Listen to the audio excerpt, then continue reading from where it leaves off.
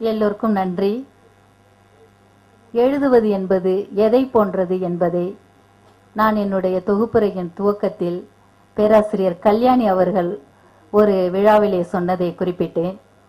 இதையே ஒரு பிரெஞ்சு கவி வேறு மாதிரி சொல்கிறார். இன்னும் கொஞ்சம் நுணுக்கமாக, இன்னும் கொஞ்சம் ஆழமாக சொல்கிறார்.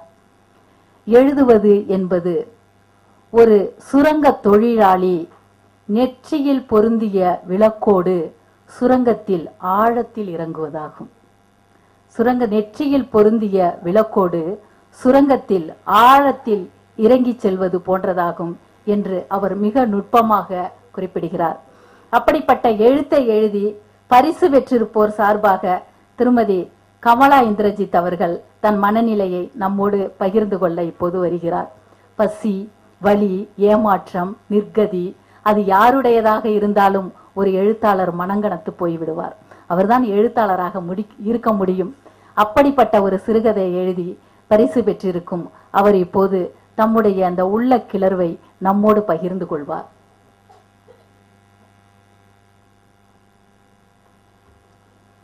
இந்த சத்சபையில் கூடியிருக்கும் சான்றோர் அனைவருக்கும் முதலில் எனது பணிவான வணக்கங்களை தெரிவித்துக் கொள்கிறேன். காவியன் இலக்கிய விருதை பெற்றதில் நான் பெருமகிழ்ச்சி அடைகிறேன். எனது பெருமிதத்தை சொல்ல வார்த்தைகளே இல்லை. பழைய ஒருங்கிணைந்த தஞ்சாவூர் மாவட்டத்திலும் இன்றைய திருவாரூர் மாவட்டத்திலும் இருக்கிறது எனது கிராமம். சுற்றிலும் வயல்கள், 90% மக்கள் விவசாயிகளே. விவசாயம் சார்ந்த வாழ்க்கையின் கஷ்ட நஷ்டங்கள் என்னென்ன என்பது தெரியும். எப்பேற்பட்ட ஏழை விவசாயியும் தன் நிலத்தின் ஒரு அங்குலத்தை கூட தரிசாக விடமாட்டான். வைக்காததை வைத்து, விற்காததை விற்றாவது, கடன் உடன் வாங்கி போட்டு எப்படியோ சாகுபடி செய்து விடுவான். காரணம் நம்பிக்கை. வயலும் தன் உழைப்பும் தன்னை என்றும் கைவிட்டு விடாது என்ற அசைக்க முடியாத திடமான நம்பிக்கை. எப்போதோ ஒரு முறை இயற்கை பொய்க்கும் பொழுது அவனது நம்பிக்கையும் பொய்த்து விடுகிறது. வாழ்வின் அஸ்திவாரமே ஆட்டங்காணும் போதுதான் அவன் விபரீத முடிவை எடுக்கிறான். அப்படி ஒரு நிலைக்கு தள்ளப்பட்ட கோசலையும் நம்பிக்கை இழந்து கூட்டு தற்கொலை, மாஸ் சூசைட் என்ற விபரீத முடிவை எடுக்கிறாள். சுபம் சீக்கிரம் என்பார்கள். எந்த நல்ல முடிவையும் ஒத்தி போடக்கூடாது. மனது மாறுவதற்குள் நடத்தி முடித்து விட வேண்டும். அதே போல் கெட்ட முடிவை எடுக்கவே கூடாது. அப்படியே எடுத்தாலும் முடிந்த அளவு செயல்படுத்துவதை ஒத்தி போட வேண்டும். அந்த ஒரு நிமிடத்தில் ஏதாவது ஒரு அற்புதம் நிகழலாம். 1000 கதவுகள் மூடப்பட்டாலும் ஏதோ ஒரு ஜன்னல் திறக்கத்தான் செய்யும். அப்படி கடைசி நிமிடத்தில் ஏற்பட்ட தாமதமும் அடுத்தடுத்து நடந்த நிகழ்வுகளும் அவள் இழந்த நம்பிக்கையை மீட்டெடுக்கின்றன. கோசலையும் தைரியமுள்ள தாயாகவும் குடும்ப தலைவியாகவும் கம்பீரமாக தன் கடமையை தொடர்கிறாள். இதுதான் மழை பெய்யும் சிறுகதையின் சாரம். நம்பிக்கையே வாழ்க்கை என்ற பேருண்மையை சொல்ல முனைந்த இச்சிறுகதையை முதல் பரிசுக்குரியதாக தேர்ந்தெடுத்த நடுவர்களுக்கும் எனது நன்றி. பெரிய பரிசு தொகையுடன் கூடிய இப்போட்டியை நடத்திட்ட KCPL நிறுவனத்திற்கும் பல்சுவை காவியம் மாத இதழுக்கும் என் உள்ளம் கனிந்த நெகிழ்ந்த நன்றியையும் வணக்கத்தையும் தெரிவித்துக் கொள்கிறேன். நன்றி, வணக்கம்.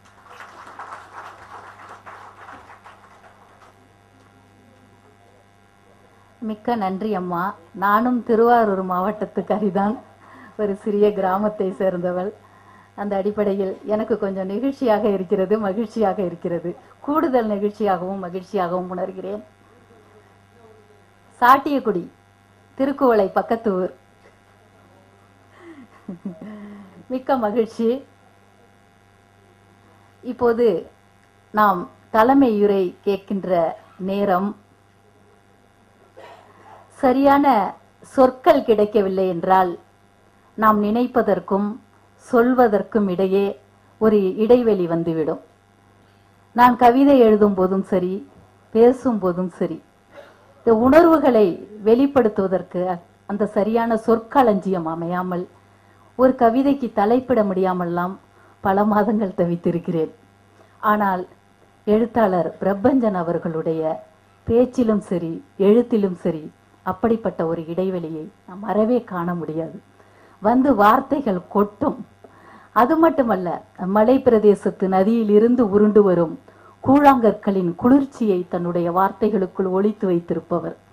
எவ்வளவு உயரமான சிகரங்களை எழுத்தில் தொட்ட போதும் இன்றைக்கு எழுத வந்த புதிய எழுத்தாளர்களோடு சமமாக பாவித்து, அந்த பண்பு மிக முக்கியமான பண்பு, அவர்களுக்கு உரிய மரியாதை கொடுத்து அவரை கௌரவிக்கும் ஒரு அற்புதமான ஊக்கப்படுத்தும். இன்னும் சொல்ல போனால், நான் திருவாரூர், தஞ்சாவூர் இலக்கிய கூட்டங்களில் எல்லாம் இருந்து கொண்டிருக்கும் போது பிரபஞ்சன் அவர்களுடைய கட்டுரைகள் படித்துதான் எனக்கு ஒரு மனத்திற்பம் கிடைத்தது என்பதை நான் இந்த நேரத்தில் சொல்லிக்கொள்ள பெருமைப்படுகிறேன். கிராமத்தில் பிறந்து வளர்ந்த என் போன்றவர்களுக்கு அவருடைய கட்டுரை ஒரு மன திட்பத்தையும் தெளிவையும் ஏற்படுத்தி கொடுத்தது. அவர்கள் மறந்திருப்பார்கள், அவர்களுடைய பல கட்டுரைகள் நான் நினைவு வைத்திருக்கிறேன். எப்படி சிக்கனமாக பணத்தை எப்படி நம்மை சேமிக்க விடாமல், அதை வந்து விட்டதா, வாங்கி விட்டீர்களா, இன்றே வாங்குங்கள் என்று நம்மளை விளம்பரங்கள் எப்படி துரத்துகின்றன, அதை பற்றி அவர்கள் எழுதிய கட்டுரை. பெண்களுக்காக பெண்கள் வண்டி ஓட்டுவதை பற்றி அவர்கள் எழுதிய கட்டுரை. இதெல்லாம் நாங்கள் தயக்கத்தோடு இருந்தவர்களுக்கு எங்களுக்கு மிகப்பெரிய உந்து சக்தியாக அந்த நேரத்தில் இருந்தது. இலக்கியம் இன்னது என்பதை, இலக்கியத்தை ஆழ்ந்து படிப்பதால் மட்டுமே அறிந்து கொள்ள முடியும் என்பார் T.S. எலியட் அவர்கள். பிரபஞ்சனை நாம் அறிய வேண்டுமெனில் அவரின் எழுத்துக்களை படிப்பதை தவிர வேறு வழி இல்லை. அப்படிப்பட்ட பெருமதிப்பிற்குரிய, என்றைக்கும் எங்களுக்கெல்லாம் ஒரு நிழலாக நிழல் தருகின்ற ஒரு பெருமரமாக இருந்து எங்களை அரவணைக்கின்ற எழுத்தாளர் அவர்களை அன்போடு கிடைக்கின்றேன். உண்மைதான் சார். அன்பார்ந்த நண்பர்களே, காவிய பரிசு போட்டியிலே கலந்து கொண்டு பரிசு பெற்ற நண்பர்களே, அடுத்த ஆண்டு பரிசு பெறப்போகிற நண்பர்களே, ஏனென்றால் இந்த ஆண்டு தோற்றவர்கள் என்ற வார்த்தையை நான் பயன்படுத்துவதே இல்லை. யாருமே தோற்பதில்லை. தோற்பது வெற்றியும் இல்லை. தோற்பது என்று இல்லை என்றால் வெற்றி என்பதும் இல்லாமல் போய்விடும். இந்த சமயத்திலே இவர் தேர்ந்தெடுக்கப்படுகிறார். இந்த 3 பேருடைய எண்ணத்திலே அவர் உயர்ந்திருக்கிறார். அடுத்த ஆண்டு இன்னொரு 3 பேர் எண்ணத்திலே இன்னொருத்தர் உயர்வார். அவ்வளவுதான் விஷயம். ஆகவே நாம் சிறு வயதிலே குழந்தைகளை எப்படி வளர்க்கிறோம் என்றால், என்னுடைய வாத்தியார்கள் 1ஆம் கிளாஸ் குழந்தையை பார்த்து நீ ஃபெயில் அப்படின்னு சொல்லுவாங்க. உலகத்திலேயே இப்படிப்பட்ட ஆசிரியர்கள் அடுத்தபடியாக அவர்கள் ஒருபோதும் சொர்க்கத்துக்கு போக மாட்டார்கள். என்னுடைய வாழ்க்கையில் நான் சந்தித்த பல ஆசிரியர்களை சொர்க்கத்திலே நான் சந்திக்க போவது இல்லை என்பது குழந்தைகளிடம் ஃபெயில் என்று சொல்லுகிற ஆசிரியர் என்ன ஆசிரியர்? குழந்தைகளை அடிக்கிற ஆசிரியர், குழந்தைகளுக்கு வீட்டு பாடம் கொடுக்கிற ஆசிரியர். ஏனென்றால் என்னுடைய மாலை நேரத்தை முழுதையும் களவாடியவர்கள் ஆசிரியர்கள். குருவிகளோடு பேசுவதை தடை செய்தவர்கள் ஆசிரியர்கள். பூக்களோடு நான் உரையாடுவதை தடை செய்தவர்கள் என் ஆசிரியர்கள். அவர்களெல்லாம் ஒருபோதும் சொர்க்கத்துக்கு போக மாட்டேன். நான் போவேன். நான் உறுதியாக நம்புவேன். சீதாரவி கூட வரலாம், சொர்க்கத்துக்கு இருப்பார். என்னுடைய நண்பர் அவர்களெல்லாம் வருவார்கள். நண்பர்களே, மிகவும் மகிழ்ச்சிகரமான ஒரு மாலை பொழுதிலே நாம் சந்தித்திருக்கிறோம். காவியம் என்ற இலக்கிய பத்திரிகையை தொடங்கி 3 மாதத்துக்குள் 747 பேரை எழுத வைத்திருக்கிறது இந்த பத்திரிகை என்றால் அது எவ்வளவு பெரிய வெற்றி, அது எவ்வளவு பெரிய வெற்றி.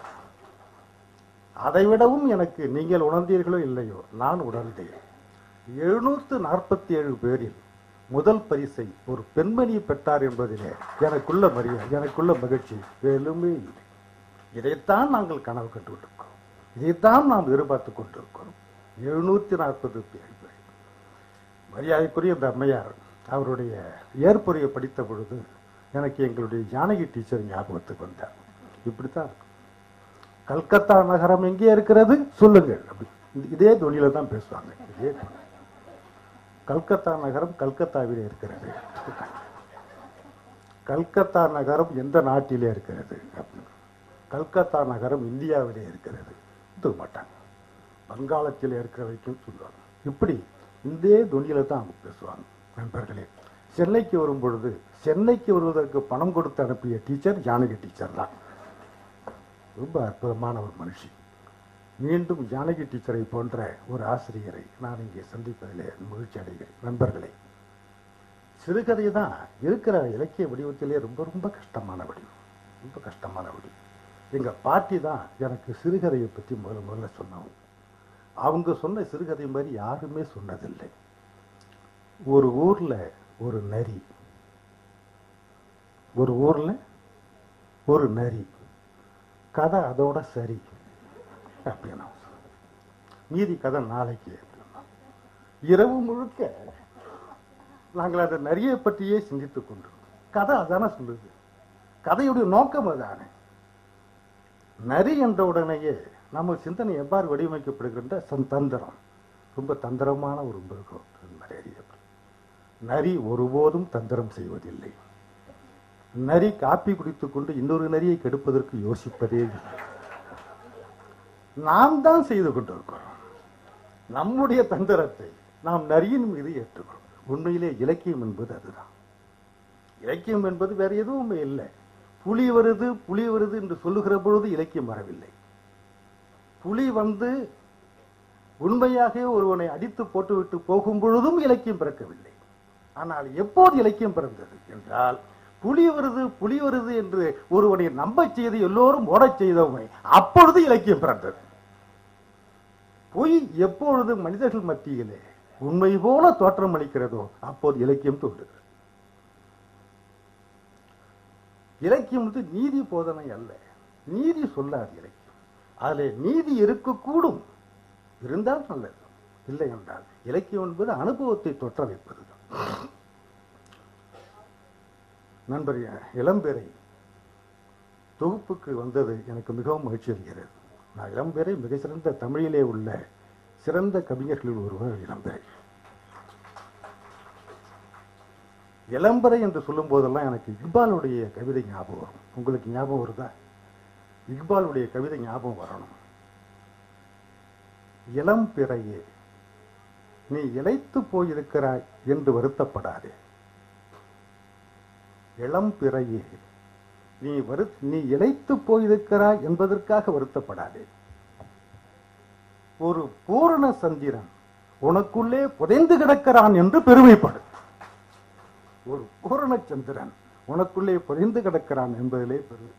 இது இக்பாலுடைய வார்த்தை. அது மாதிரி ஏராளமான கவிதை சிந்தனைகளும் கவிதைகளும் நிறைந்தவர் இளம்பெறை.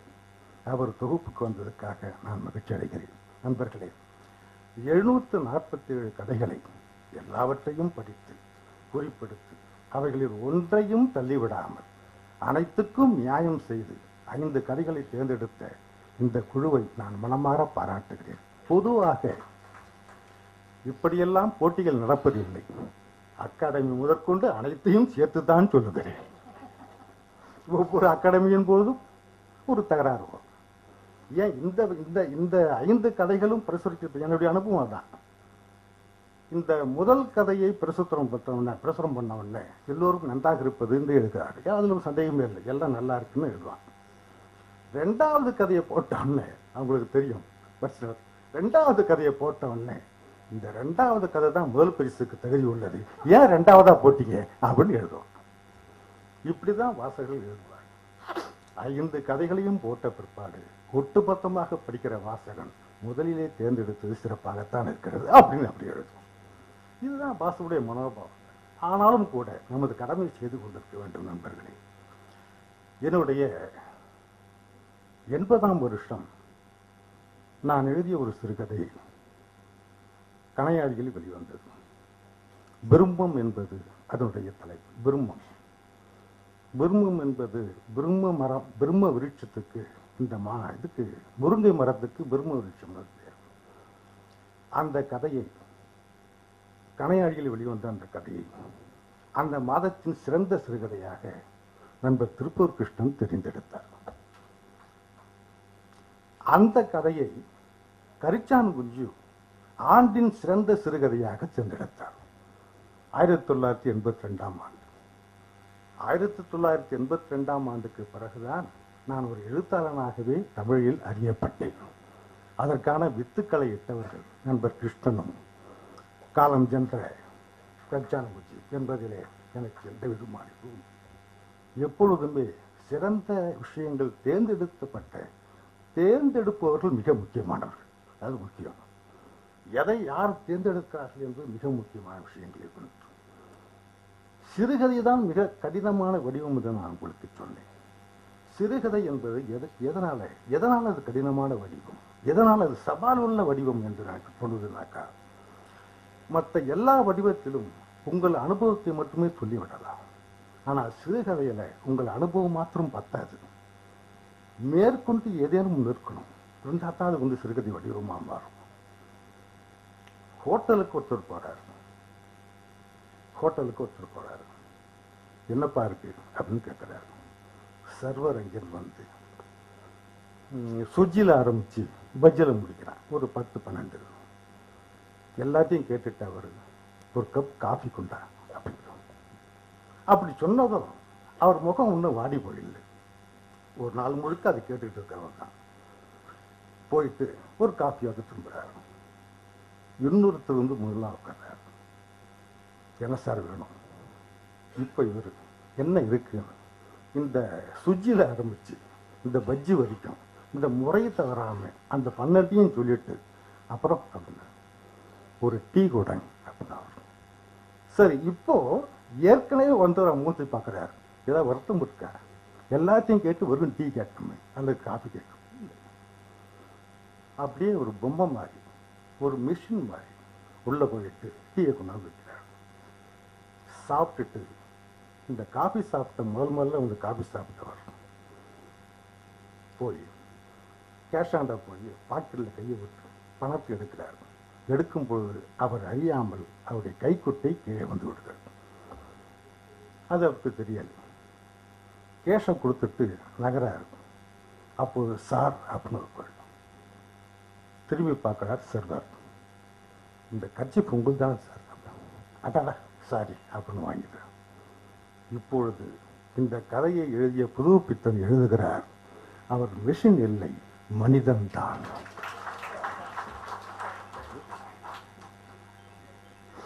ஒரு 1.5 பக்கம், ஒரு பக்கத்துக்கு இந்த கதை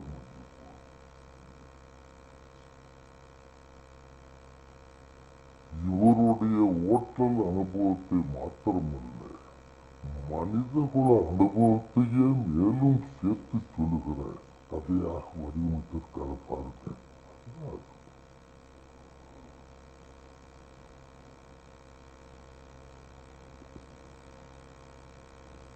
இன்னொரு கதை நேரம் இருக்கிற 25 நிமிஷம் இருக்கு. இன்னும் 10 நிமிஷம் போயிடுச்சு. 10 நிமிஷம் போயிட்டு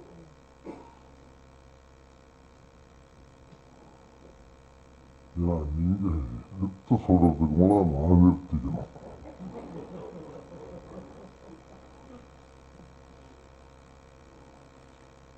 ஒரு பப்ளிக் பிளேஸ்ல ஐயோன்னு ஒரு குறை. என்ன அப்படின்னு கூட்டு சேரும். எங்கிருந்து வருமோ அந்த கூட்டம் பூமியை பிளந்து விட்டு ஒரு கூட்டம் வந்து சேருது. என்னது? ஒருத்தர் காலை கையில வச்சுக்கிட்டு இந்த நாய் கழிச்சு போச்சு. சின்ன குட்டி நாய் அது பாவமா பார்த்துக்கிட்டு இருக்கு. இந்த நாய் தான் என்ன கடிச்சு. இப்ப கூட்டுல இது மாதிரி கண்டவன நாய் வளர்த்து தெருவில் அலைய விட்டு போடவரவனை கடிக்க வைக்கிறான். யாருடைய நாய் அவனை கண்டுபிடிச்சு சட்டத்துக்கு அவனை கொண்டாடுறான். சட்டத்துக்கு கீழே அவனை கொண்டு வர்றான். இப்போ ஒரு போலீஸ்கார் உள்ள வர்றார். மக்கள் அமைதியா போயிட்டு இருப்பான். போலீஸ்கார் இப்போ கலகத்தை உருவாக்குறான். போலீஸுடைய வேலையே கலகம். அவன் ஒழுங்கா போயிட்டு இருப்பான். சண்டை போட்டு போயிடுவான். போலீஸ் மக்கள் அமைதியா போனாக்க போலீஸ்காரனுக்கு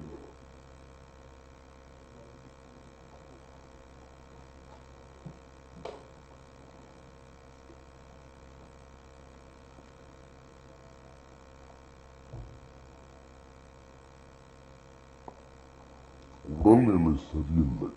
அடிக்கடி இந்த வறண்டு போகுது. அதுக்குதான் தண்ணி குடிக்கிறேன். போலீஸ்காரன் உள்ள வரான். என்ன தகராறு? ஒண்ணும் இல்லை, நாங்க அமைதியா போயிடுறோம். நீங்க அமைதியா போறதுக்கு நாங்க என்னத்துக்கு இருக்கோம்?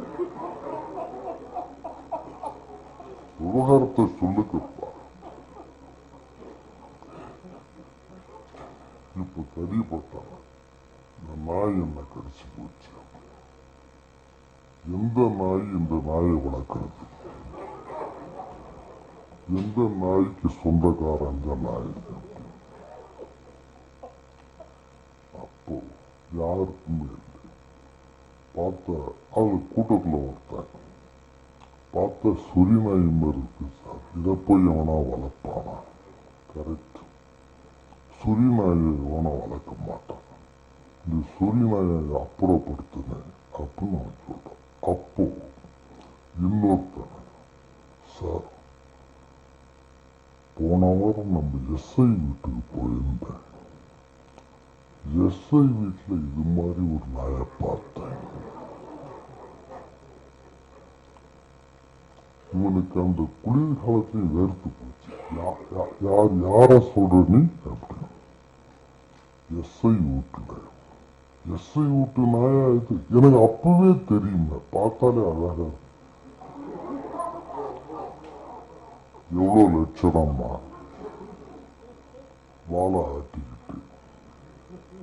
எனக்கு அப்பவே தெரியும் அதிகாரி விட்டு நாய்கள் தான் இப்படி இருக்கும். இந்த அதிகாரி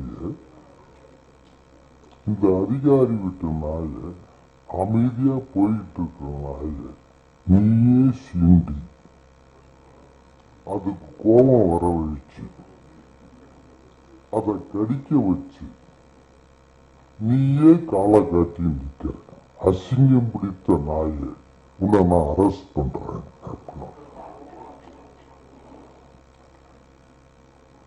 இப்போ ஒரு குரல், இப்படி ஒரு தெருநாயை எவனா வளர்ப்பானா? ஒரு அதிகாரி வளர்ப்பானா? எஸ்ஐ கேள்விப்பட்டா என்ன கோச்சிக்க மாட்டாரா? கரெக்ட், நீ சொல்றதும் கரெக்டான பாயிண்ட் தான். எஸ்ஐ இப்படிப்பட்ட நாயை வளர்ப்பார்? இப்படி ஒரு குழப்பத்தை இருக்கா, என்ன பண்றதுன்னு தெரியாது. இப்போ எஸ்ஐ வீட்டு டிரைவர் சமயக்காரன் அந்த பக்கம் வர, நீ இங்கதான் இருக்கியா, உன்னை தேடி அலையறம்பா நான் அப்படின்னு. நாய உங்க வீட்டு நாய? ஆமா, சாரு வீட்டு நாய் தான். என் பேரு சின்னையன். என் நம்பர் 407. நான் தான் இந்த நாயை போட்டு பாதுகாத்து வச்சிருந்தேன்றது ஐயா காதல சொல்லு. ஐயா கிட்ட நான் தான் இதை காப்பாற்றி வச்சேன்னு சொல்லிடு என்று சொல்லி அனுப்பிவிட்டு, இந்த பாவமாக நின்றிருந்த மனநிந்த கடிபட்டவனை பார்த்து ஒரு வாயில்லா ஜீவனை அவஸ்தை செய்ததோடு அது கடித்ததாக வெறு பொய் சொல்லி நீயாக ஒரு காயத்தை உருவாக்கி கொண்டு எஸ்ஐயிடம் பணம் பொறுப்பதற்காக நீ இந்த நாடகம் ஆடுகிறாய். ஆகவே உன்னை நான் கைது செய்கிறேன்.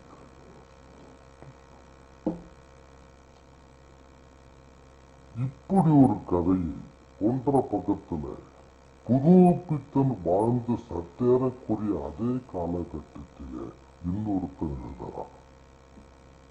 அவன் பெயர் சபாஷ் ஆண்டன் செக்கோவ்.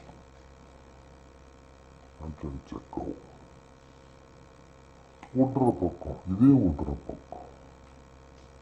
அது ஒரு மனிதனின் உள்ளார்ந்த மனிதத்தை சொல்லுகிறது என்றால் இது ஒரு தேசத்தின் உள்ளார்ந்த வெறுமையை சொல்லுகிறது அல்லவா? ஒரு தேசம் இருக்கக்கூடாது, செல்லக்கூடாது, செல்லிய நோக்கி செல்லுகிறது என்பதை இந்த கதையை காட்டிலும் வேறு விதமாக சொல்லிவிட முடியுமா? இந்த கதை எழுதப்பட்ட 12 ஆண்டுகளில் நமது தேசம் இப்படியா சட்டம் ஒழுங்கு கெட்டுப்போய் கிடக்கிறது? நமது தேசத்தில் இப்படியா மனிதர்கள் வாழ்ந்து கொண்டிருக்கிறார்கள் அச்சத்தின் கீழ் என்று பொதுமக்கள் நினைத்து ஒரு கிளர்ச்சியை உருவாக்கினார். அந்த கிளர்ச்சி 12 ஆண்டுகள் வளர்ந்து 1917ஆம் ஆண்டு ரஷ்யாவில் புரட்சி தோன்றுவதற்கு 12 கதைகள் காரணம் என்பதால் இந்த கதையும் ஒன்று.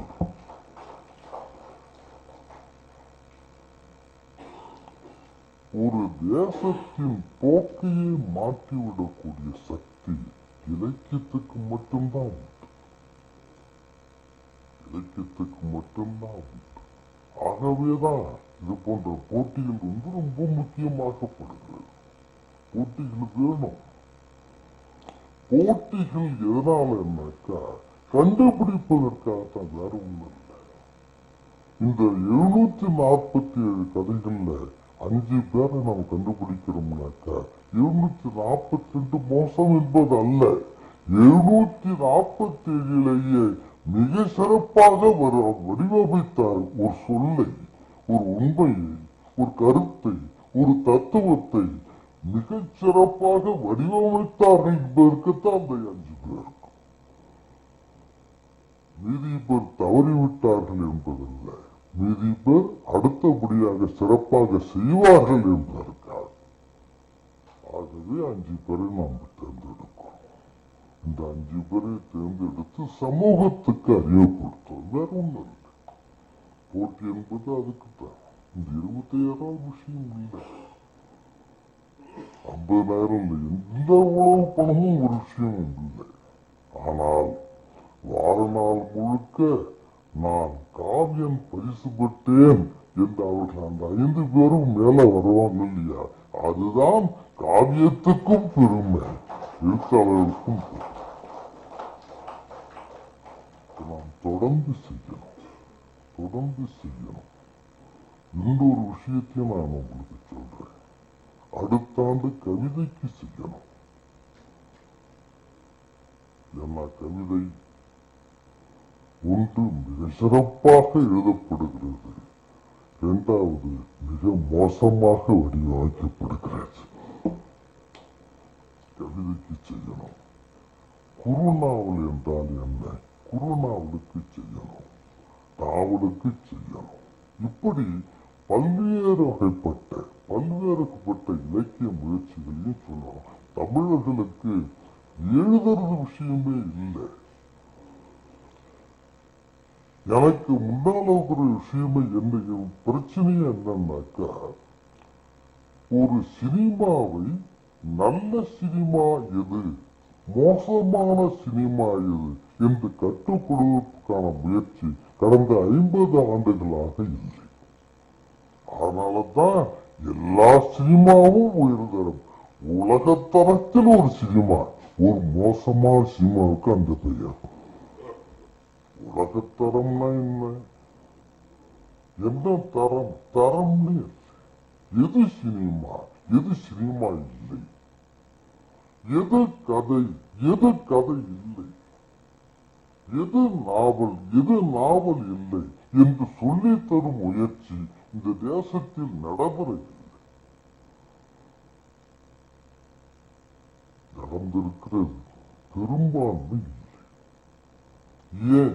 ஏனென்றால் இங்கே ஒரு வகையான பாராட்டு மரபு தான் இருக்கு. ரொம்ப நல்லா எழுதிருக்கு, நல்லா எழுதுங்க, அப்படியே எழுதுங்க, பொறுப்படவே மாட்டேன். இதெல்லாம் இலக்கியமே இல்லை. இந்த ரெண்டு மொழிகளுக்கு இடையிலே ஒரு இடத்தை நாம் எடுக்கவே இல்லை. விமர்சன பூர்வமாக இலக்கியம் கட்டமைக்கப்படலை. விமர்சன பூர்வமாக எது கலை என்று கட்டமைக்கப்படலை, கற்றுக் கொடுக்கப்படலை. அதனால்தான் நம்ம சொல்றோம் 7ஆம் வகுப்பிலேயே தொடங்கணும். 7ஆம் வகுப்பிலேயே நல்ல கதை எது, நல்ல கவிதை எது, நல்ல சினிமா எது, நல்ல நாடகம் கற்றுக் கொடுப்பதற்கான சூழல் இங்கே இல்லை. 2வது, நமது மாபெரும் உன்னதமான இலக்கியத்தை உலகத்துக்கு கொண்டு செல்ல வாய்ப்பும் நம்ம இல்லை. நான் உங்களுக்கு சொல்லுகிறேன் நண்பர்களே, நோபல் பரிசு பெற்ற இலக்கியவாதியை பின்னுக்கு தள்ளக்கூடிய மாபெரும் கலைஞர்கள் தமிழிலே உண்டு. 10 பேரை நான் இப்போது சொல்ல முடியும், 100 பேரை நான் இப்போது சொல்ல முடியும். கவிஞர்கள் உண்டு, நாடகாசிரியர்கள் உண்டு, கதாசிரியர்கள் உண்டு. ஆனால் தமிழகத்தை தாண்டி அவர் செல்லவில்லை. ஆந்திராவுக்கு கூட செல்லவில்லை, மலையாளத்துக்கு கூட செல்லவில்லை, வங்கத்துக்கு கூட செல்ல. இவர்களை ஆங்கிலத்திலும் பிரெஞ்சிலும் ஸ்பானிஷிலும் மொழிபெயர்த்து உலக அரங்குக்கு கொடுக்கிற பணி இப்போது தொடங்கினால்தான் அடுத்த 10 ஆண்டிலே தமிழன் நோபல் பரிசு பெறுவான். காவியம் பரிசு தொடங்கி நோபல் பரிசுல முடியணும். நோபல் பரிசுக்கு போகணும். அப்படி போவதற்கான வாய்ப்பு பல்கலைக்கழகங்கள் உருவாக்கணும், அரசாங்கம் உருவாக்கணும். இதை தனிமனிதர்கள் செய்ய முடியாது. இதை தமிழின் மிக சிறந்த கதைகளை ஆங்கிலத்தில் மொழிபெயர்க்கணும், அதையே பிரெஞ்சிலும் மொழிபெயர்க்கணும், அதையே ஸ்பானிஷிலும். உலகத்தில் 3 மொழிகள் தான் அவர்கள் எடுத்துக் கொள்கிறார்கள். அந்த 3 மொழிகளும் தமிழ் இலக்கியம் போகணும். என் கதை போகணும்னா ஒருபோதும் சொல்ல மாட்டேன். தமிழில் உன்னதமான சிறுகதை 20 சிறுகதைகள் என்னால் எழுத்தாட முடியும், என் கதையை தவிர. நான் ரொம்ப ஜாக்கிரதையா சொல்லிக்கிறேன்.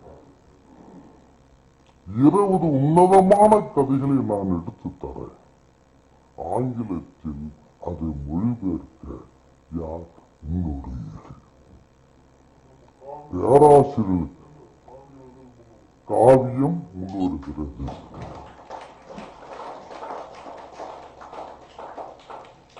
இதை தயவு செய்து கல்லூரி பேராசிரியரிடம் கொடுத்துவிடக் கூடாது.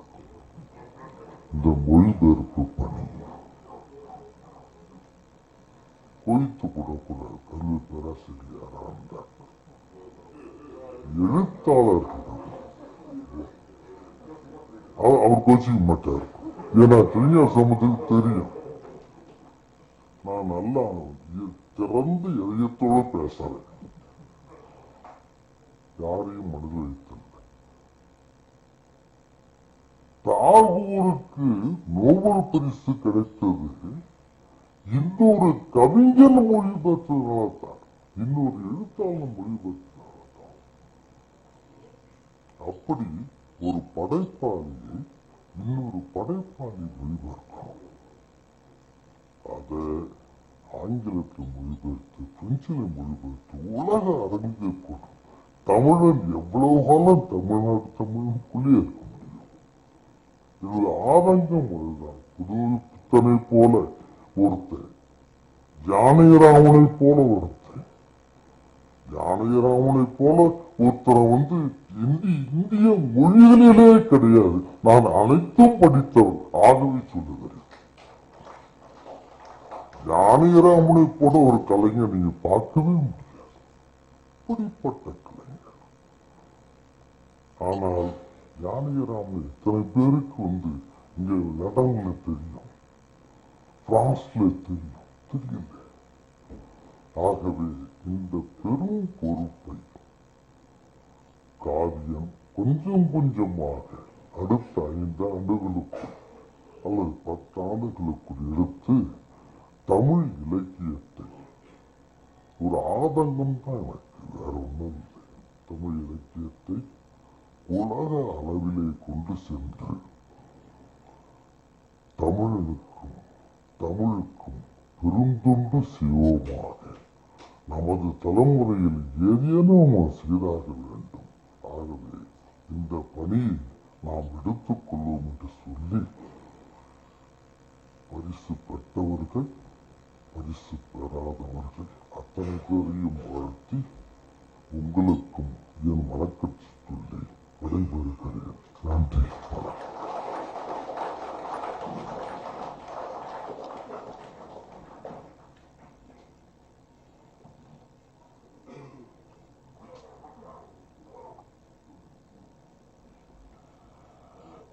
ஒரு சங்கடமும் இருந்தது. நான் தேர்ந்தெடுத்த அதே 3 கதைகளை கோமலும் தேர்ந்தெடுத்திருந்தார். ஆனால் நான் முதல் பரிசு கொடுத்ததற்கு அவர் 2ஆம் பரிசும், நான் 2ஆம் பரிசு கொடுத்ததற்கு அவர் முதல் பரிசும் கொடுத்திருந்தார். ராஜேந்திரன் அவர்கள் இப்போது என்ன செய்வது என்று கேட்டார். கோமல் முந்திக் கொண்டார். நான் வயதில் மூத்தவன், அவர் இளையவர். இளையவர்கள் சொல்வதைத்தான் பாரதம் கேட்க வேண்டும். ஆகையால் அவர் சொன்னால் சரியாக இருக்கும், அவர் விடியை கொடுத்து விடுங்கள் என்று அவர் சொன்னார். எனக்கு அது சங்கடமாக இருந்தது. பிறகு நான் யோசித்தேன். கோமலிடம் நான் சொன்னேன், இளையவர்கள் சொன்னதைத்தான் கேட்க வேண்டும் என்பது உறுதிதானே, அதில் பிறகு நீங்கள் பின்வாங்க மாட்டீர்களே என்றேன். பின்வாங்க மாட்டேன் என்றார். அப்படியானால் இளையவன் நான் சொல்கிறேன், கோமல் சொன்னபடி தீர்ப்பு அமையட்டும் என்று நான் சொன்னேன்.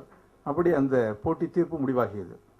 அதுபோலவே நாங்கள் இந்த கதைகளை திரு வீரபாண்டியன், திரு சீதாரவி, நான் மூவரமாக இணைந்து விவாதித்தோம். 2 மணி நேரம் விவாதித்து சமூக கண்ணோட்டத்தோடு, ஒரு உயர்ந்த உள்ளடக்கத்தோடு எல்லா கதைகளுமே எழுதப்பட்டிருந்தன. எழுதப்பட்டிருந்த கதைகளின் கருத்தை பற்றி, உள்ளடக்கத்தை பற்றி விவாதிக்க ஒன்றுமே இல்லை. எது சிறப்பாக எழுதப்பட்டிருக்கிறது என்று இன்றைக்கு அதிகம் தேவை என்கிற கண்ணோட்டத்தில் பார்த்து மிகச்சிறந்த கதைகளை தேர்ந்தெடுத்தோம்.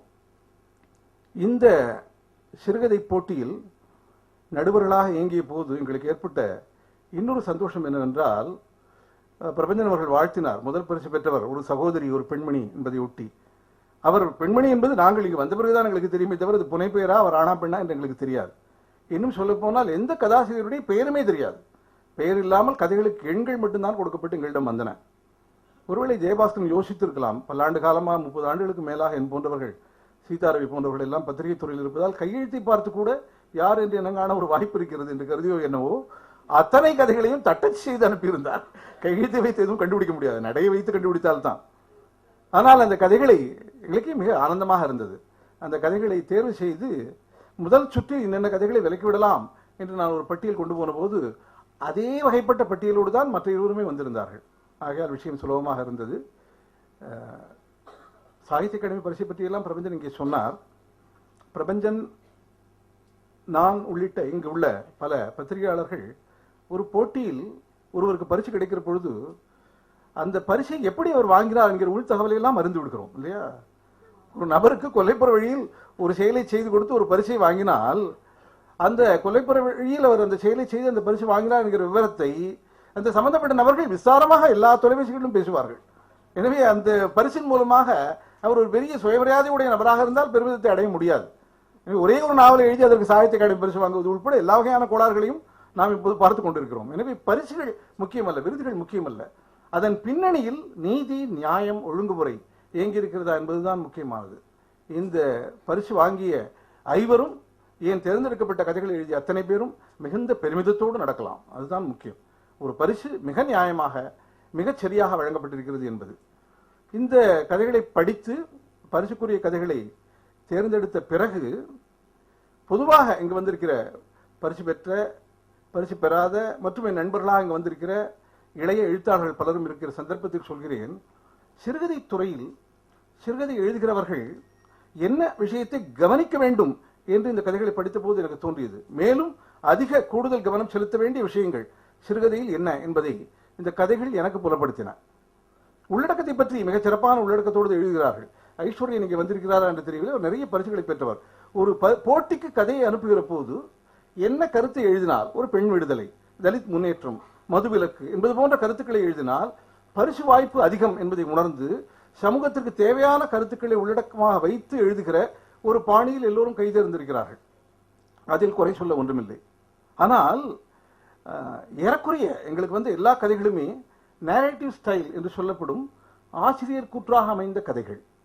சிறுகதை ஆசிரியர்கள் தாங்களே சொல்கிற பாணியை தவிர்த்து உத்தி வகையிலும் கவனம் செலுத்த வேண்டும்.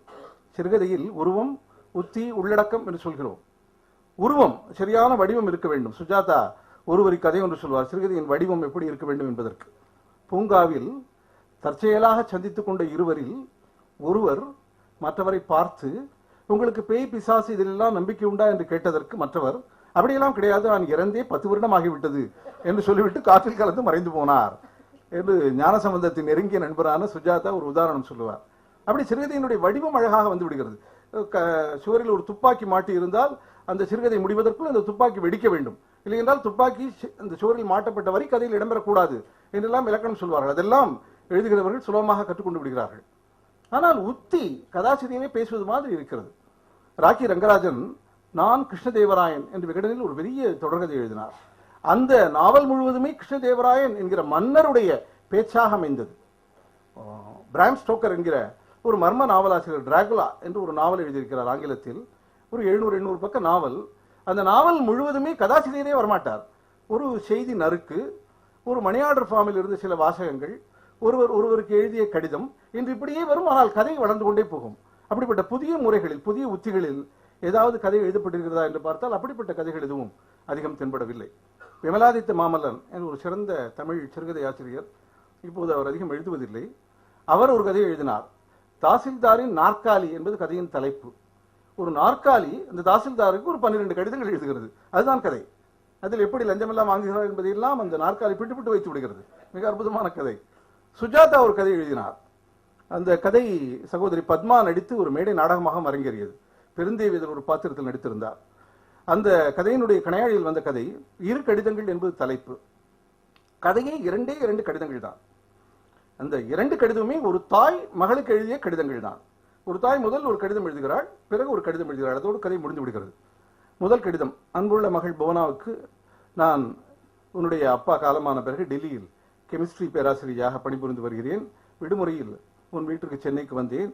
என் பேரக்குழந்தையோடு விளையாடினேன். உன் கணவரை பார்த்தேன். எவ்வளவு ஆனந்தமாக உன் வாழ்க்கை அமைந்திருக்கிறது. என் வாழ்க்கை அப்படி அமையவில்லை. எனக்கு கிடைத்த கணவர் அப்படி. அதெல்லாம் இருக்கட்டும்.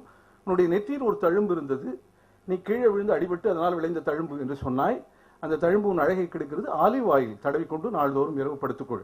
இப்படிக்கு அன்புள்ள அம்மா. இது முதல் கடிதம். 2வது கடிதம், அன்புள்ள புவனாவுக்கு, நீ பதில் கடிதத்தில் எழுதியிருந்த விஷயங்கள் அதிர்ச்சி தருவதாக இருந்தன. உன் கணவர் விறகு கட்டையால் போட்டபோதுதான் உன்னுடைய நெற்றியில் அந்த தழும்பா. அது என்னிடம் நேரிலேயே நீ ஏன் சொல்ல கூச்சப்பட்டாய்? உன் கண்ணெதிரிலேயே ஸ்டெனோவை அழைத்துக் கொண்டு அறைக்குள் போய் கதவை சாத்திக் கொள்கிறானா? என்ன மாமனாருக்கு ஏற்ற மாப்பிள்ளையாக வந்து வாய்த்திருக்கிறான். என்ன சங்கடமாக இருக்கிறது இது. இந்த பிரச்சனையிலிருந்து எப்படி தப்பிப்பது என்று கேட்டால் நான் என்ன சொல்ல முடியும்? எனக்கு தெரிந்ததெல்லாம் கெமிஸ்ட்ரி தான். எனக்கு வேறு எதுவும் தெரியாது. நல்லது, உன்னுடைய அந்த குளியல் அறையில் ஒரு பாலிடால் பாட்டில் நான் பார்த்தேன். அதை நாள்தோறும் பாலில் கலந்து கொடுத்து விடு, ஒரு ஸ்பூன். ஒரு 6 மாதத்தில் உன் கணவன் காலமாகி விடுவார். எப்படி காலமானான் என்று யாருக்குமே தெரியாது. இதை ஊர்ஜிதமாக நான் சொல்ல முடியும். அப்படித்தானே உன் அப்பாவிடமிருந்து நான் தப்பித்தேன். கதையினுடைய அந்த வீச்சில் உத்தி பாருங்கள். 2 கடிதங்களில் அற்புதமான ஒரு சுஜாதாவுடைய கதை. இப்படி ஏதாவது தென்படுகிறதா என்று தேடி தேடி பார்த்தோம். நாங்கள் 3 பார்த்தோம். நல்ல கதைகள், உள்ளடக்கம் சிறப்பாக இருந்தது என்றாலும் கூட உத்தியில் புதுவகையான பாணியில் கதை சொல்ல வேண்டும் என்கிற ஒரு கண்ணோட்டம் அதிகமாக அமையவில்லை. இந்த சிறுகதை ஆசிரியர்களுக்கும் இந்த காவியன் இதழுக்கும் சில கருத்துக்களை நான் சொல்ல விரும்புகிறேன். முதல், காவியம் இதழுக்கான, பல்சுவை காவியம் என்கிற இதழுக்கான என்னுடைய சில அறிவுறுத்தல்கள். ஜெயபாஸ்கரன் அவர்கள் அதனுடைய நான் சொல்கிற அந்த கருத்துக்களின் பின்னணியில் உள்ள சூட்சுமத்தையும் உணர்வார். இது மிகச்சிறந்த ஒரு இதழாக வளர்வதற்கு எல்லா வகையான சாத்தியக்கூறுகளும் தென்படுகின்றன. காரணம் என்னுடைய பொறுப்பாசிரியர். அவரை பல ஆண்டுகளாக நான் கவனித்து வருகிறேன். அதனால தான் என்னுடைய தம்பி என்ற மேடைகளில் பெருமிதத்தோடு சொல்லிக் கொள்கிறேன். நல்ல சுயமரியாதை நிறைந்த, சமரசம் செய்து கொள்ளாத, விட்டு கொடுக்காத சிறந்த ஒரு இலக்கியவாதி. ஒரு இடதுகையில் அவர் சிறந்த கவிஞர். இடதுகையில் 2 வரியை எழுதி ஒரு ஆபாச திரைப்பட பாடல் மூலமாக ஏராளமாக சம்பாதித்து விடலாம். ஆனால் அப்படி ஆபாசமான திரைப்பட பாடல் எழுத மாட்டேன் என்கிற தீர்மானத்தோடு இருக்கிறவர் அவர். அண்மையில் நடைபெற்ற விஜய் தொலைக்காட்சியில் அந்த விருது வழங்குகிற விழாவில் கவிஞர் தாமரை அவர்கள் தயவு செய்து திரைப்பட பாடலாசிரியர்கள் ஆபாசமாக எழுத வேண்டாம் என்ற ஒரு வேண்டுகோளை அந்த திரைப்பட துறையிலிருந்து அந்த கவிஞர் முன்வைத்திருக்கிறார். அந்த அளவுக்கு காலம் கெட்டு கிடக்கிறது இல்லையா? பெண்கள் எந்த வகையில் வேண்டுமானாலும் உடை அணியலாம் என்றெல்லாம் வாதிடுகிறார்கள். வாதமெல்லாம் சரிதான், பெண்களுக்கு எல்லா சுதந்திரமும் உண்டு. ஆனால் குளிர் அதிகமாக இருக்கிற பொழுது ஸ்வெட்டர் போட்டுக்கொள்ள வேண்டியிருக்கிறது. அது மாதிரி ஆண்களுடைய எச்சில் பார்வையை தவிர்ப்பதற்காக ஓரளவு கண்ணியமாக உடை அணிய வேண்டிய நிர்பந்தம் இருக்கிறது. அதுதானே நாம் சொல்கிறோம். பெண்கள் மேல் இருக்கிற அக்கறையினால் தான் எல்லாவற்றையும் சொல்கிறோம். பெண்களுடைய சுதந்திரத்தை நாம் கொச்சைப்படுத்தவில்லை. குடும்ப பாங்காக இங்கு இடம்பெறை வந்து பேசுகிற போது நமக்கு ஏற்படுகிற அந்த மன நிறைவு, அந்த ஒரு திருப்தி என்பது அதீத ஒப்பனைகளோடு ஒரு பெண் வந்து பேசினால் நமக்கு ஏற்படுமா என்ன? எனவே ஆணுக்கும் பெண்ணுக்குமே உடை கட்டுப்பாடு தேவை என்றுதான் நாம் சொல்கிறோம். ஆண்களும் இந்த பர்முடாஸ் என்கிற அரைக்கால் ட்ரவுசர் போட்டுக்கொண்டு தெருக்களில் போகிற பொழுது அபசமாகத்தான் இருக்கிறது. எனவே கண்ணியத்தை பேசுகிற போது அதில் சுதந்திரத்தை கொண்டு வந்து குறுக்கிடக்கூடாது. இப்போ கோவில்களில் எப்படி வேண்டுமானாலும் வரலாமா, திருப்பதியில் இப்படி எல்லாம் சட்டம் கொண்டு வருகிறார்களே என்று ஒரு முற்போக்குக்காரர்கள் என்று சொல்கிறார்கள். சட்டமன்றத்திற்கு போகிற போது சில விதிகள் இருக்கின்றன. நீச்சல் குளத்திற்கு போகிற போது அதற்கேற்ற உடை அணிந்து போகிறோம். கோவிலுக்கு ஏறக்குறைய நீச்சல் குளத்திற்கு போகிற உடையோடு வரலாமா? அது ஒரு கேள்விதான். கோவில் வந்து சுற்றுலா தலம் அல்லவே. கோவில் என்றால் ஒரு ஆலயம். நம்பிக்கை இல்லாதவர்கள் வர வேண்டாம், நம்புகிறவர்கள் அதற்கு தகத்தானே வர வேண்டும். அதுபோல எந்தெந்த விஷயங்களுக்கும் இது இப்படி இருக்க வேண்டும் என்கிற ஒரு கோட்பாடு இருக்கிறது. இலக்கிய பத்திரிகை என்று சொன்னால் தீபத்தை கொண்டாடுகிறோம், சுபமங்களாவை கொண்டாடுகிறோம். இன்றைக்கு நான் பெயர் சொல்ல விரும்பவில்லை. இன்றைக்கு இருக்கிற இலக்கிய இதழ்களை தீபத்தோடும் சுபமங்களாவோடும் இணைத்து நாம் சொல்ல முடியுமா? அப்படி சொல்ல முடியாத காரணம் என்ன? கோமல் தன்னுடைய பத்திரிகையில் தானோ தன்னை சார்ந்தவர்களோ எழுதிய கட்டுரைகளுக்கு எதிர்வினையாக எந்த கருத்து வந்தாலும் அந்த கருத்தை எடிட் செய்யாமல் அப்படியே பிரசுரிக்கிற நேர்மையோடு இருந்தார். ஆனால் இன்றைக்கு பெரும்பாலான பத்திரிகைகள் அவர்களுடைய கோட்பாடு சார்ந்த விஷயங்களையே தூக்கி பிடிக்கின்றன. ஒரு சில நண்பர்களை வைத்துக் கொண்டு இந்த சில நண்பர்களுடைய படைப்புகளை மட்டுமே வைத்து இலக்கிய பத்திரிகை என்று கொண்டு வருகிறார்கள். விற்பனைக்காக வெளிப்படை பாலியல் என்கிற விஷயத்தை செய்துவிட்டு, ஆனால் வெளிப்படை பாலியல் இலக்கியம்தான் என்று தீவிரமாக வாதாடி அதை நியாயப்படுத்திக் கொள்கிறார்கள். இத்தகைய போக்குகள் காவியம் பத்திரிகையில் இருக்காது என்று நான் நம்புகிறேன். இன்னொன்று, அளவு கடந்த தற்பெருமையோடு எழுதுகிறார்கள். அந்த தற்பெருமை வாக்கியங்களை பார்த்தால் இவர்கள் அடிப்படையில் பண்புடைய மனிதர்களாகவே இல்லையே, இவர்கள் எப்படி எழுத்தாளர்களாக இருப்பார்கள் என்று நமக்கு தோன்றுகிறது. அளவு கடந்த தனி மனித தூஷணை, எழுத்து அல்லாத விஷயங்களை பற்றி இது எந்த அளவுக்கு உச்சகட்டத்திற்கு போனது கடந்த ஆண்டுகளில் என்றால், கால் ஊனமான ஒரு எழுத்தாளரை பற்றி இன்னொரு பிரபல எழுத்தாளர் அந்த நொண்டி நாய் என்னை எப்படி விமர்சிக்கலாமா என்று எழுதினார். அதுவும் அச்சேரியது. எனவே ஒரு சிறந்த பத்திரிகை என்பது அதனுடைய உள்ளடக்கத்தில் மிக கவனமாக இருக்க வேண்டும், நாகரிகமாக இருக்க வேண்டும், நல்ல விஷயங்களை மட்டுமே வெளியிட வேண்டும். ஏராளமான விஷயங்கள் வெளியிடுவதற்கு காத்திருக்கின்றன. சமுதாயத்திற்கு நாம் நல்ல படைப்புகளை கொடுக்க வேண்டும். இந்த 5 சிறுகதைகளையும் பரிசு பெற்ற சிறுகதைகளையும் படிக்கிற வாசகருடைய மனம் 1 மில்லிமீட்டராவது மேம்படும். அதுதான் இலக்கியத்தினுடைய நோக்கம் என்று நான் நம்புகிறேன். விமர்சனங்களை பற்றி பிரபஞ்சன் அவர்கள் அழகாக சொன்னார். பல கருத்துக்களை இங்கே தெரிவித்தார். நல்ல விமர்சனம், கராரான விமர்சனம், கண்டிப்பான விமர்சனம் கட்டாயம் தேவை. மனம் புண்படாமல் அது எழுத வேண்டும். கானா சுப்பிரமணியம் ஒரு பெண் எழுத்தாளர் ஒரு 4-5 நாவல் எழுதினார். கானா சுப்பிரமணியம் அந்த நாவல்களை படித்தார். படித்துவிட்டு இந்தியன் லிட்ரேச்சர் என்கிற அந்த ஆங்கில இதழில் அந்த எழுத்தாளரை பற்றி குறிப்பிடுகிற போது, இவர் இப்படி எல்லாம் எழுதியிருக்கிறார், சுமாராக எழுதியிருக்கிறார் என்று எழுதிவிட்டார். அந்த எழுத்தாளருக்கு கடும் கோபம். அவர் அதுவரை தான் எழுதிய அத்தனை புத்தகங்களையும் ஒரு கட்டாக கட்டி அவருக்கு அனுப்பிவிட்டு, என்னுடைய எல்லா எழுத்துக்களையும் படித்துவிட்டு நீங்கள் அபிப்பிராயம் சொல்ல வேண்டும், இப்படி சொல்லிவிட்டீர்களே என்று எழுதியிருந்தார். இந்த சம்பவத்தை அப்படியே குறிப்பிட்ட கானாசு எழுதினார்.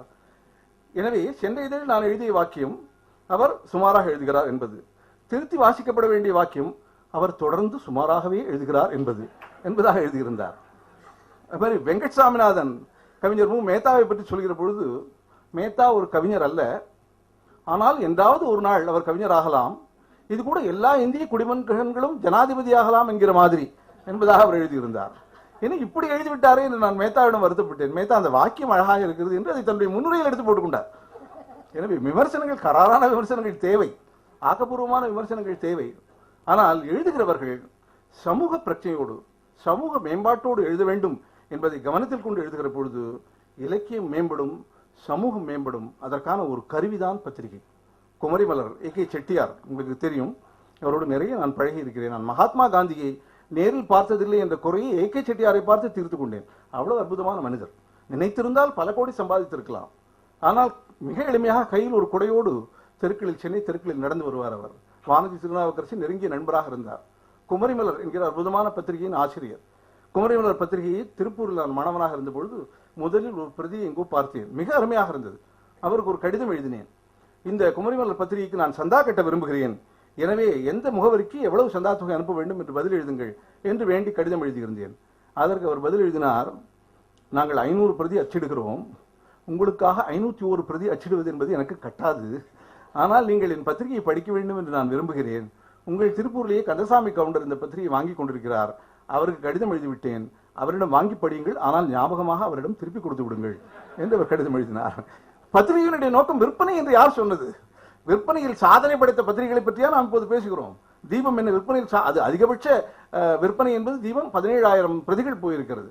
குறைந்தபட்சம் என்பது 7,300 பிரதிகள் போயிற்று. கணையாழி இப்பொழுது கை மாறுவதற்கு முன்னால் கடைசி காலத்தில் 2,000 பிரதிகள் போயிற்று. சோமங்களா எவ்வளவு போயிருக்கும் என்று எனக்கு தெரியவில்லை. ஆனால் இந்த பத்திரிகைகளை பற்றி தான் நாம் மேடை மேடையாக பேசுகிறோம். வரலாறு இந்த பத்திரிகைகளைத்தான் பதிவு செய்து கொள்கிறது. எனவே தீபம் வரிசையில், கணையாழி வரிசையில், சுபமங்களா வரிசையில் மிக உயர்ந்த இதழாக பல்சுவை காவியம் வர வேண்டும். எதிர்காலத்தில் அது சுபமங்களா, தீபம் இதெல்லாம் இல்லாத குறையை நிறைவு செய்ய வேண்டும் என்று கேட்டுக்கொள்கிறேன்.